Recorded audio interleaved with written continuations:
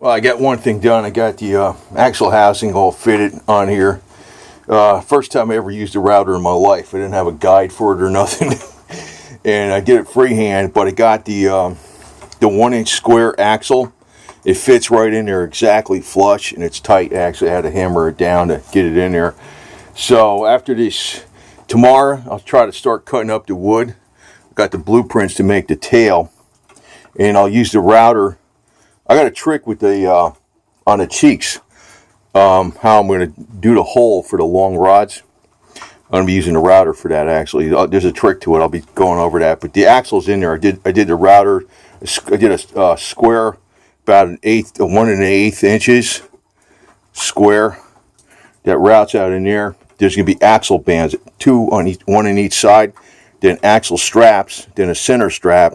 I'm going to make that out of metal. But let's get this wood done. I got the Gorilla Glue coming. I got some right here.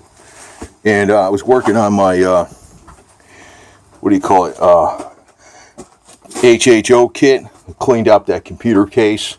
Actually, I got some gold color paint, sort of like gold color, to paint it with. I cleaned it up really good. I don't think that won't take me long to mount that in there, but tomorrow I'm going to try working on the tail.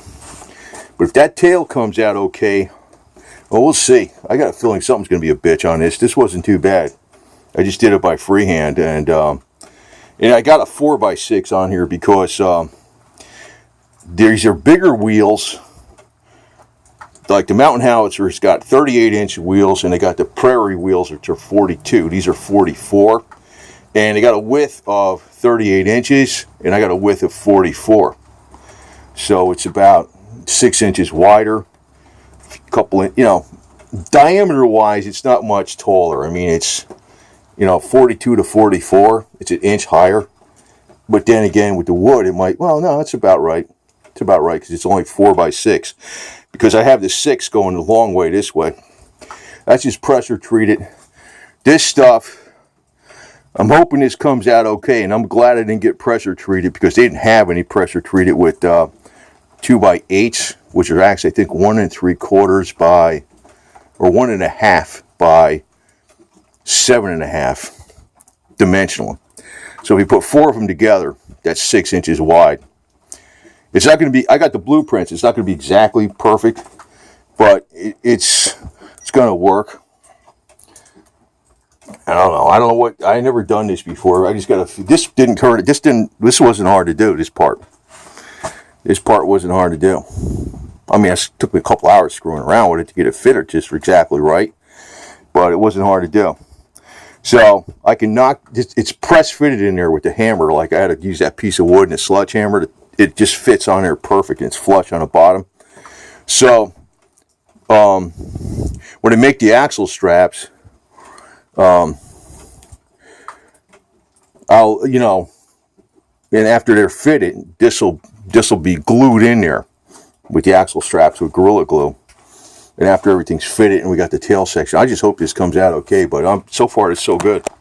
I'm just gonna be working on it every day until it's done. I'm gonna shit if it's freaking basically done, except for the barrel by the end of the month. It might be. I don't know. I got a lot of other things I got to do though. So I got to do the fuel sending unit on a little 4x4. Gas gauge doesn't work bad, but there was a short back there, and it kind of flakes out of me once in a while. And this is my hydrogen water bottle here, the blue one. I've been drinking a lot of this stuff, man. It does make you feel pretty good. Yeah, that's why I want to really start getting that together, that HHO kit.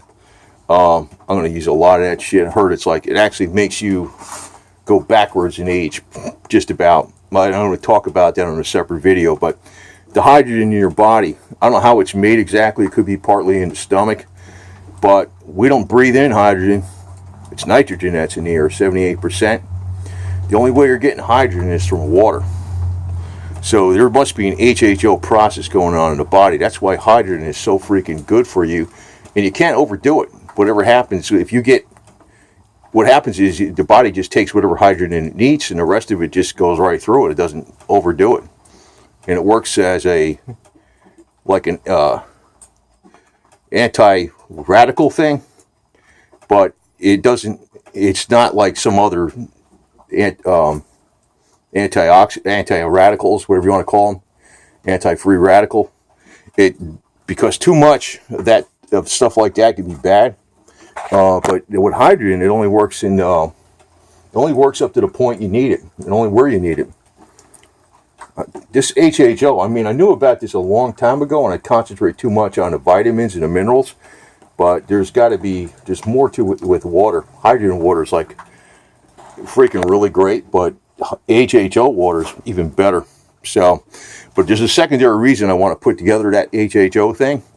If it puts out enough, I can get a welding nozzle for it, and that might help me make cannon parts, because the HHO welder kicks ass. I mean, it's like it adjusts, the flame adjusts, the heat adjusts to whatever metal you're freaking welding or whatever you're melting or whatever, or cutting. I'm not sure how well that's going to work out, but that's another secondary reason that it might help me with the cannon building. This thing here, I actually run it a few times, get a lot of hydrogen in there, and I drink it. So that might help me with the cannon building, the HHO production thing, not just for health. Now, the HHO, I actually have that in the 4x4 to give it a little more gas mileage. But I got to explain this later on about the HHO, but your body's producing it all the time. I'm almost damn sure of it, even though they're not saying that. It's in if your body is twice as much hydrogen as oxygen, and you're not consuming hydrogen, you're not breathing hydrogen, you're breathing nitrogen mainly, some oxygen, trace elements of hydrogen and argon and things like that in the air, but you're actually producing it from the water. So there's got to be an HHO process going on in the body, since you have twice as much hydrogen as oxygen, which is an exact ratio of H2O, water. But, I'm doing this for two reasons. Health, well, actually three reasons. I'll probably put one of those units on the El Camino eventually too. There's something I got to do with fix the back brake. It might be dragging a little bit. That'll improve the gas mileage. But I might put one of those on the El Camino. But I'm also making that HH unit to help build the cannon parts, possibly. It might turn out to be a kick-ass metal cutter, metal welder. I mean, I got a couple MIG welders, but I don't have something to heat up the metal like when it's acetylene. If this HHO works out good enough, I'll use that. What I'm planning to do too is I got the metal bender for the, shall walk over here where it is. I got the metal bender, which it's all mounted up there now, for like steel plate. This will do 2 inches wide, up to 2 inches wide, 7/16 thick. I mean, it should really handle 1/4 inch like butter, And there's one thing I got to do that's 3/8. But you'll see. And then the other side of it is I might have to score the back of the plate to make it a cleaner bend, and then weld in the score. Like score it back down like maybe a 1/16 or an 1/8 inch or something like that. This way it's got nice sharp curves. But this thing will bend it up really good. This thing's got should have more capability, and it's mounted on there real solid. I put this on here with a bunch of screws, and this is real heavy duty wood on a workbench, and plus this is Gorilla glued to the top of the workbench. I think the mounting is on there strong enough. But if I get this down to a science, I'll build another one. And I know people are going to say, there's certain types of people, usually the more money they got, the more screwed up they are. They're going to say it's not correct. They're going to say it's this is wrong, that's wrong, this is wrong. And I'm like, whatever. Thing is, I could build a bunch of these cannons for the price of one of those freaking ones that are exactly to perfection. It's going to work fine. Ain't could be nothing wrong with it. And if you need to replace the wood sometime, it's just going to be stuff you can get out of Lowe's. So in other words, you ain't going to have to get a custom hardwood made up or something like that and just get a crap out of Lowe's. And I don't think what I want to do though is I'm going to, like this tail section here, I'm going to, after I paint it, I'm going to truck bed line it, then hit it with the squeegee to smooth out the truck bed lining so it doesn't look all freaking lumpy. And then this will all be painted like a grayish olive green. This is just first coat. This is olive. This is flood. Solid stain. 15 years. It's their best shit. It's basically, that's what it is. It's for wood and stuff like that. It should last like 15 years on fences or something. It's some really good stuff. But I'm going to do the tail section. Since this is not pressure treated, it's going to get, what do you call it? The truck bed lining. But you smooth it out, the squeegee. I've done truck bed lining on particle board that was left outside for 10 years almost. None of it screwed up because the wood is like, it's totally, there's no moisture getting to the wood. And I'm not leaving this outside, so this thing can virtually last forever, you know. And probably will be strong enough for live fire, but I'm not live firing. It's just going to be blank. So I'm going to use the Hearn Ironworks barrel. I'm going to have to drill a hole for the fuse. But we'll see about tomorrow how much I can get done with this tail section. I got a Sawzall and some Sawzall blades. I'm going to trace. I got the blueprints of what we got to trace out. You know, if it comes out, really freaking works. You know, if it takes me 5-6 hours or so to cut that wood, glue it back together, or maybe it takes me 10 hours, and then that part's done. Then it'll be fitted to this. Then we're talking making the metal pieces and then making the cheeks, which I'm going to make out of marine grade plywood, 3 sheets thick. So there's a certain way I'm going to do that too. So anyway, one step at a time, man. It's like this stuff does eat up time. It's like when you got it in your head, like you just, when you start doing it, before you know it, freaking most of the day is gone. So, and you know, it's going to be good. And what I probably, if I make some of these, I'm thinking there's going to be a market more for these up in Georgia. It depends if I do this or not. Maybe I'll just make the X, and this way to get the axles and the wheels and cannon barrel, and just put it on here. Down here in Florida, they got a lot of people with money, and they tend not to,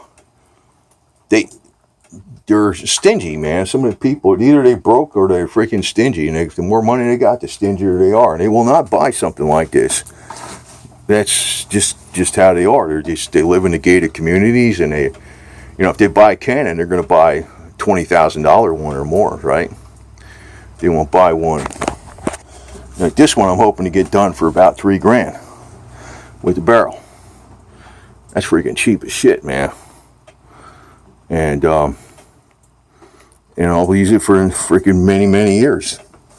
But you know, I'd like to see more people have. Well, we'll see if I get this all straightened out. Like I said, that's one of the reasons I want to do the HHO, because the HHO might assist me in welding or bending or heating up metal or something like that to make the parts. If I get this down to a science, I'm going to turn these suckers out like crazy. But I think there'll be a market more of them, more up in Georgia, because you know, I'll lowball everybody. Nobody's going to freaking undercut my prices in quality. If I get this, I will not sell something that's shitty. But I'm going to get the price. If I can get this out, I'm going to try to get the price down real low. Good stuff. And if you got to replace the wood, you just get it from Lowe's. You ain't got to get no special hardwood. I mean, this is going to be a blank firing apparatus, man. It's not a freaking you know, live fire, but probably would hold up for live fire too, for all I know. I mean, I don't see how the wood would actually. It's a metal. I don't know. It probably would. Probably would. You got to remember the Confederates back then. I mean, they didn't freaking make everything perfect, you know. You know. But you know, this way, if you get these in the hands of people for like $3,000, $3,500, you know, what do you want? I mean, you want a $120,000 cannon, or you want 6 cannons that aren't exactly perfect? I'd rather take 6 of them, right? I mean, that's more impressive. That's more people having them. So, but we'll see how this works out. But it's step one. Tomorrow, hopefully, I don't know. I got a feeling it's gonna take me more than tomorrow. But I mean, who knows? When you actually go to do it. Right now, it's kind of late, so I've got to get over to the gym. Ain't gonna work out after doing this shit. But I got the Sawzall blades, and I got to cut out like this. You cut it out like this, and you come up like that, and then this rounds down like that. So it makes it like this part hits the ground right here instead of that. And there's a metal piece that goes over there, and the length of this is 61 inches, but I'm going to make it 63 inches because these wheels are a couple inches higher. And hopefully it fits back in the El Camino, but if it don't, I got a trailer anyway, so it'll be cool there.